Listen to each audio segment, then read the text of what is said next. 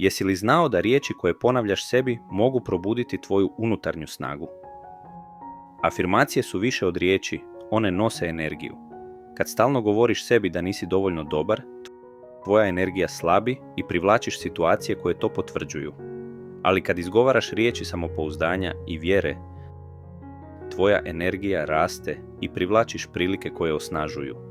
Misli oblikuju osjećaje, osjećaji pokreću tvoje postupke, a postupci stvaraju tvoje iskustvo.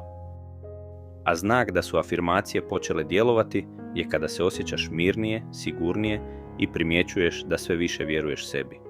Zamisli sada da ta snaga već živi u tebi. Osjeti kako raste sa svakom pozitivnom rečenicom koju izgovoriš.